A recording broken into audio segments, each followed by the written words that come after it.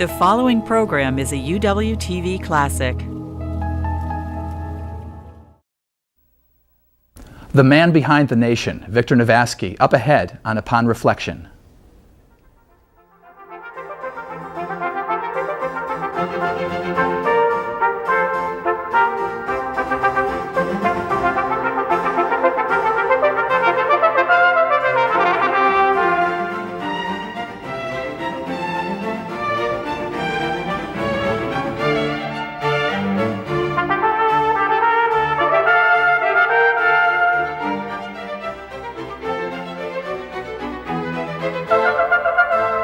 From the University of Washington in Seattle, Upon Reflection.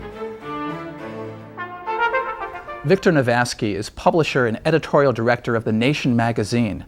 The Nation is America's oldest weekly magazine. It was founded in 1865 by abolitionists. Before joining The Nation, Victor Navasky worked on the satirical magazine The Monocle. The motto was, "In the land of the blind, the one-eyed man is king." He was also the editor at the New York Times magazine, where the motto is all the news that's fit to print.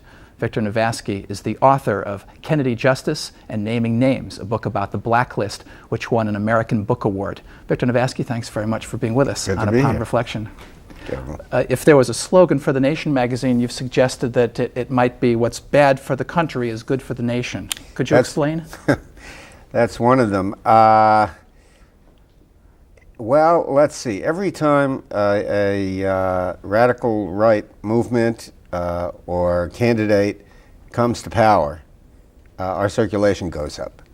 So we have this joke that if it's good for the country, if it's bad for the country, it's good for the nation. But the truth is that even when the Democrats are in power, our circulation has been going up. So maybe this is our time.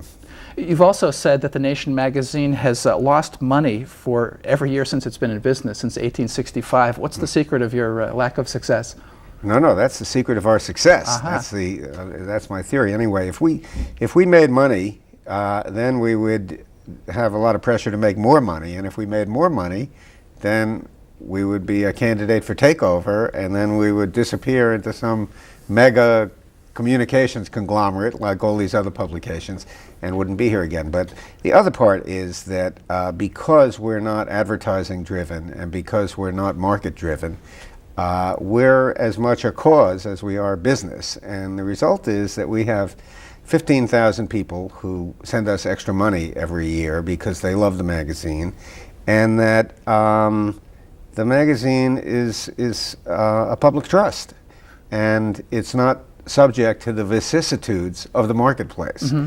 And and its history is one where its editors have never sacrificed principle for business expediency. And in fact, from the beginning, when E.L. Gotkin, who's the founding editor, had a disagreement with his publisher about whether he should be covering, as they did, a day at the races in Saratoga, when the publisher wanted him to write yet another article about the radical Reconstructionists, instead of the publisher firing the editor fired the publisher, in effect, and reorganized the company and got a new set of partners who guaranteed his independence. And the story on the day at the races at Saratoga, by the way, was written by a young unknown writer named Henry James. There's quite a history to the Nation magazine. What's the cause of the Nation magazine? You said it's more than just a publication. What do you think has been the through line of the mission of the magazine since it started in 1865, beyond all the variety of issues that you cover each week? Yeah. Well, I think it's not what people think. People think that we're a kind of left-wing spokes magazine, and there have been many political zigs and zags in the Nation's history. For example, it was against the trade union movement in the early days. Yeah, it was kind of Manchester economics, and it was kind of a mugwump magazine, kind of against Boss Tweed, which is fine in New York, but the themes that have been constant have been an identification with the dispossessed, coming out of the abolitionist movement, an identification with the newly freed slaves, a respect for human rights and civil liberties, with a little footnote. During World War II, they didn't want to let Nazis print their literature, but there was a disagreement in the magazine about that. A suspicion of imperial adventures by our government and a skepticism about the official line. Someone once called The Nation a magazine for the permanent minority, and at first I thought that was an insult, but the more I thought about it, the more I liked it, because it's a minority often because it's ahead of its time rather than because it's out of touch with the forces of history. Tell me about some of the things, since you've been involved with The Nation in the late 70s, that you've felt you were ahead of the curve on, and perhaps some of the things where you felt as though, well, we made a mistake on that one. Yeah. Well, let's see. We were among the first to protest the spread of nuclear weapons. And it was before the anti-nuclear movement had really caught on in this country. It had started to move in Europe, and one of our contributing editors, the late E.P. Thompson, who wrote this famous pamphlet, Protest and Survive, did a whole issue of The Nation on this issue. And it became, of course, a critical national issue. We still think that's a very important issue. The Soviet Union is no more, and by the way, we didn't predict that, and that's one of our failings. But loose nuclear weapons are still floating around, and the question of why no one has attempted to make a politics out of their abolition when there is no more case for them to be here is one of the ones that we're working on. And we have Jonathan Schell working on it for us. So this is an exciting thing for us. I would, I could list a series of things. I'll give a second one that we're proud of. It's a story that is still unveiling itself. We did an investigation into the special prosecutor who was supposed to be investigating the president in connection with Whitewater, and we discovered that he, Kenneth Starr, had a series of conflicts of interest which had previously gone unidentified by the press.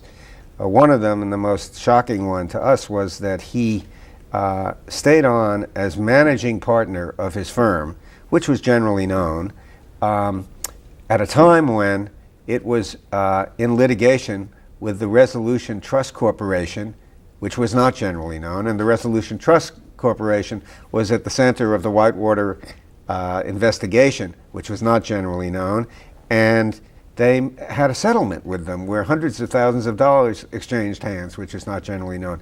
This led to a series of articles about the special prosecutor, after which he announced that he was going to resign and be the dean at Pepperdine, after which he just changed his mind, decided not to.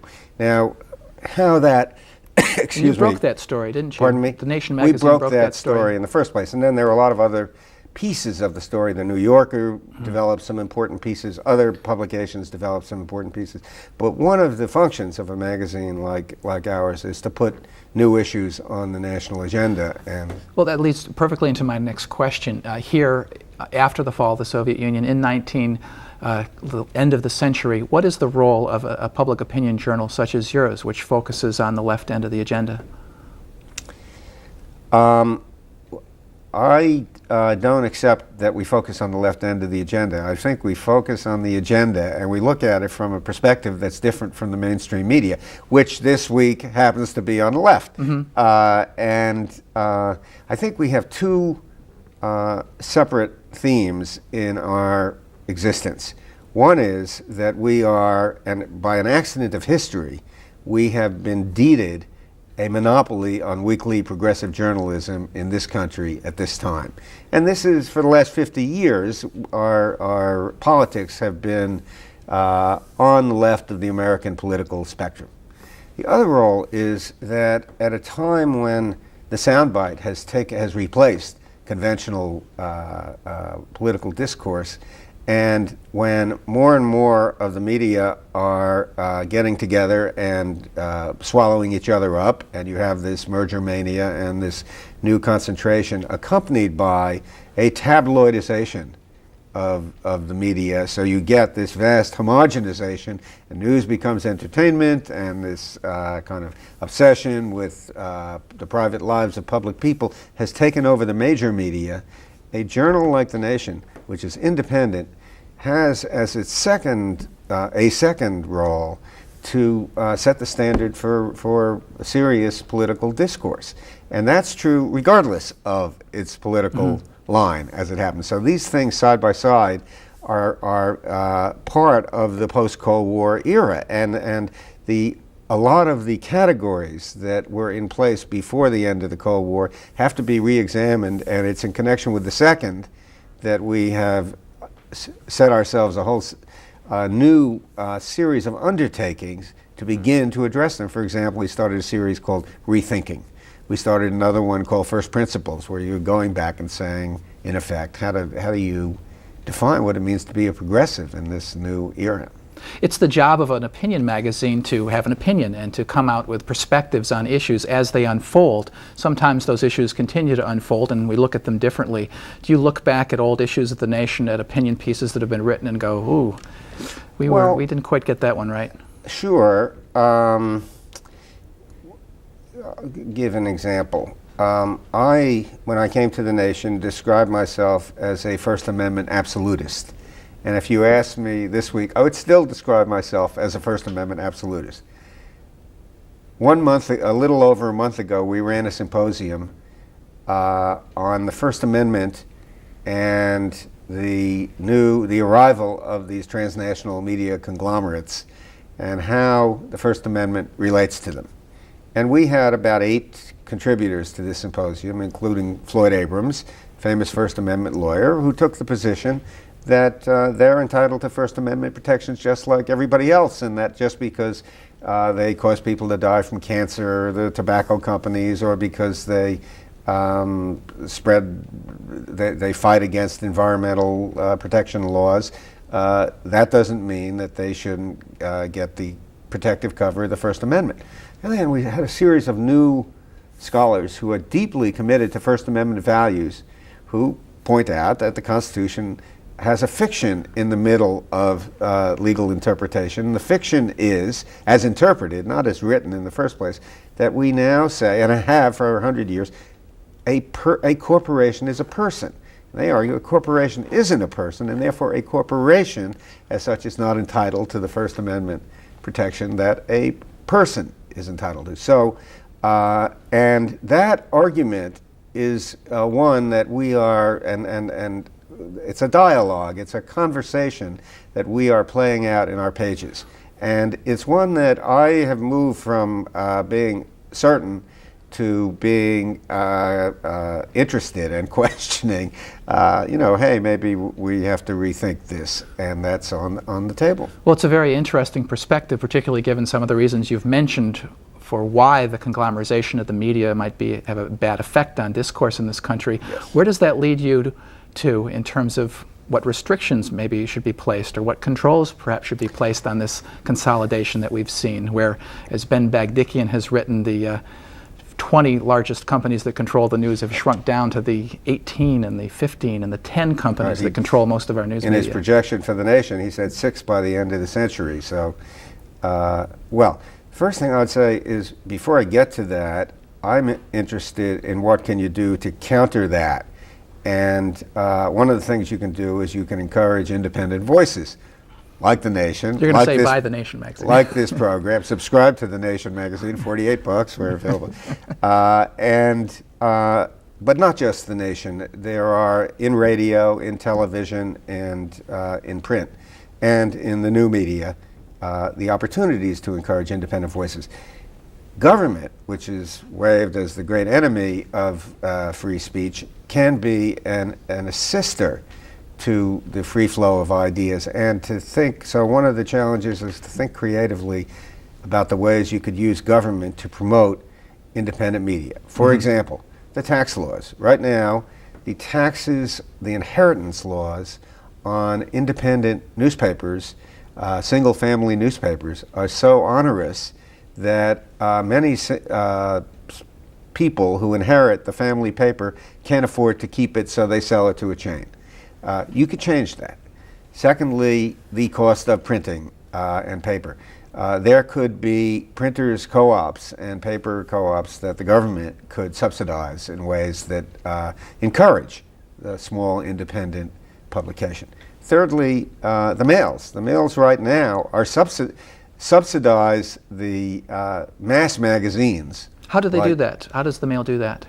Second-class mailing is cheaper than first-class mailing, and the huge TV Guide or Time magazine gets the benefit of this lower rate. So when you send out the Nation, you can't send it out at the same We class can, as a large well, circulation? it gets very technical, and I don't want to bore your viewers with this, but we qualify for second-class mail, but we don't get all the breaks that the bigger ones do. So the irony is that the slick magazines, that like People magazine, that don't pretend to deal in serious political discourse, and this is of the right or the left, have the lowest rate, whereas the people like National Review or the Weekly Standard, put the Standard aside because Murdoch publishes it, but National Review, Buckley's magazine, and The Nation, who are on opposite sides of the political spectrum but are dealing with issues of social policy and social consequence, have the higher rate. And the law can be changed on that. So on the one hand, one way you would say we could encourage more diverse voices in the media is to do things to encourge the smaller independent publications. But what about the larger conglomerates? Do you think there are legitimate reins? Yeah, well, I think it's one of the great questions of our time is how you make these mega communications Goliaths responsive to viewers and listeners and readers. And here you get into things that may sound utopian, but I think they're no less real for that. With the end of the Cold War, one of the tragedies has been, I think, that instead of building the United Nations and some kind of international machinery to deal with global problems, we kind of have trashed the UN, until recently, never even talked about paying our bills, and not put in place any kind of global machinery that can deal with some of the questions like, what about global antitrust for these transnational entities who are not only posing antitrust problems, but are posing tax problems. They don't pay taxes to anyone. They found havens around the world. So that's a ripe area for consideration, investigation, and action. So you would suggest perhaps the federal government, just as it's looking at Microsoft for possible antitrust violation, there may be a international body that would look at I think there are opportunities. In terms of media I think companies. there are opportunities for international arrangements, whether they're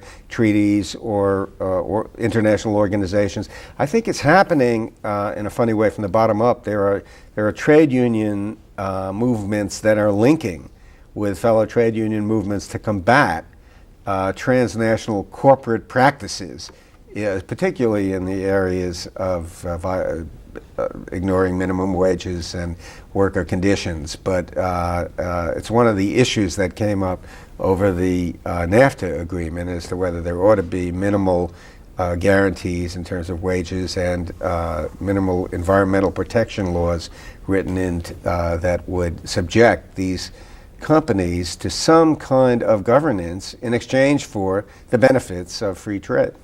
I'd like to talk with you a little bit about some of the things that you've been involved with as a writer. The best-selling 1967 book called Report from Iron Mountain purported to be a secret government report, and it said that peace would threaten the nation's economic and social stability. It was out of print for years, but bootleg editions are now very popular among the radical right. It's read as a Bible there of what's actually going on, despite the fact that it was not what it appeared to be at all. In fact, Report from Iron Mountain was a product of Leonard Lewin, E.L. Doctorow, the novelist, economist John Kenneth Galbraith, and you. Could you talk a little bit about the story behind Report from Iron Mountain? Sure. You want the condensed 2-week version or the 1 hour version? No, one day there was a headline in a New York newspaper, the Old Herald Tribune, that said, "Peace scare causes market to drop." Peace scare. Why should the market drop on the threat of peace? And out of that came the idea that we would do a hoax book that had the following false assumption, that Kennedy had commissioned a group of people to study the transition from a wartime to a peacetime economy, and that they had concluded that if there was no war or threat of war, our economy would collapse. And they voted to quash the report. And we would tell the story of the quashing of the report.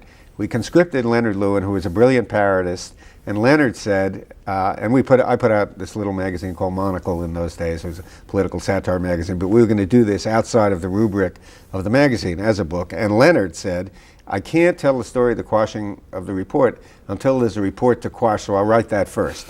So he wrote this brilliant parody of bureaucraties, but all of the footnotes were to real sources, and in which he talked about what you do in the contingency that peace may break out. And this was the thing to be avoided at all costs. And he mobilized anthropological, sociological, economic, and scientific information and cited sources in obscure German periodicals and other things. Galbraith and a bunch of other economists helped us to collect the information. We then went to Dial Press, where they had this editor-in-chief who knew what he was, but he turned out to be Yale Doctorow, who had within him this capacity to use history to inspire fiction and to play games with the line between them.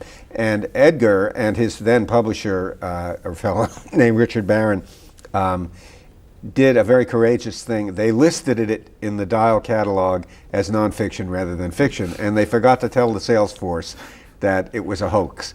The result was that the New York Times called Dial to ask whether this is a hoax or real when they saw the thing, and they were told, look, if you don't trust it, check the footnotes. Well, of course, so the Times reporter, who's now a famous conservative columnist, funny, named John Leo, who was then covering the Idea Beat, he called the White House. And by this time, Lyndon Johnson was president. So the White House, instead of saying, this is absurd, it's a joke, there's no such thing, said, we have to check into it and don't quote us. Because they didn't know who, and the report was written as if there is a place called Iron Mountain, and it's one of these repositories for federal archives and records and people in the event of nuclear attack. Report was written as if the meetings that never took place in this repository, and the members of the committee were thinly disguised real people. So one would say, a Harvard historian who is the son of another Harvard historian, the head of a think tank on the Hudson who speaks with a guttural accent. Well, there was Herman Kahn at this point who had a think tank on the Hudson who spoke with a guttural accent. And so people would think they could figure out who was really there. White House gave a non-denial denial. So the next day the Times put on the front page that this possible hoax was a possibly real suppressed government report. It then became a bestseller. Then Galbraith gave a press conference at Harvard, where he was accused of having written it because he reviewed it under one of his pseudonyms, and he said this could only have been written by one of two people, Claire Booth Luce or Dean Rusk, which immediately caused the whole the primary colors of its time, perhaps. That's right. It must be dismaying for you, though, to see its use by right-wing groups today, who insist that it's true. Then the terrible. Well, it's so complicated, but when Oliver Stone's movie JFK came out, one of the consultants on it was someone who subsequently wrote a memoir, and he had literally been in the White House during the year when Kennedy was assassinated on the national security staff, and he cited Report from Iron Mountain in his memoir and was asked by a writer about it, and he said, well, the writer said, wasn't this a hoax or a satire? Because we had never formally said anything about it, although Leonard later on wrote something about it, and he said, no, it was real, and he made it sound like he was there. And so it had a life on the right, and the Liberty Lobby published copies on its own on the theory that it was a real document, so they didn't bother to clear copyright. So Leonard Lewin sued them, and he won a settlement from them. And then after the Oklahoma bombing, the Wall Street Journal did a story on the literature that was read by these militants, and one of the books on the list was Report from Iron Mountain. And so then people started asking them, well, do you believe this is true? And they would cite, this is part of the evidence that the government conducts conspiracies and suppresses information from the people. Do you believe this to be true? And they would say, yes, we do. And then they say, well, but Leonard Lewin has admitted that he wrote it. They'd say, well, that proves he's part of the conspiracy. And so at this point, the question comes, do you feel that you've contributed somehow to this mentality? I mean, I don't think you can blame the Report from Iron Mountain for the activities of its readers any more than you can blame the Bible for all the terrible things that it done in its name. But it's there, and it's got this life. It won't go away. And the Free Press put out a new copy of it last year. We only have a few minutes left, but I don't want to let you leave without talking briefly about Naming Names, the book you wrote about events that began in 1947 when the House Un-American Activities Committee began to investigate communists in Hollywood. Your book, Naming Names, was an American Book Award winner that documented that era. In this day and age, what do you think is the relevance of knowledge of that particular era? Could that happen again? Well, I think the resistance of those members of the Hollywood community who refused to go along, starting with the first 10 witnesses, the so-called Hollywood 10, who went to prison rather than answer the questions of the Un-American Activities Committee, are you now or have you ever been a member of the Communist Party? They took it as their right to be silent in the face of inquiries into their political affiliations. Their resistance made it more difficult for it to happen again, for starters, because they showed us how to behave under pressure, and they became role models for the next generation.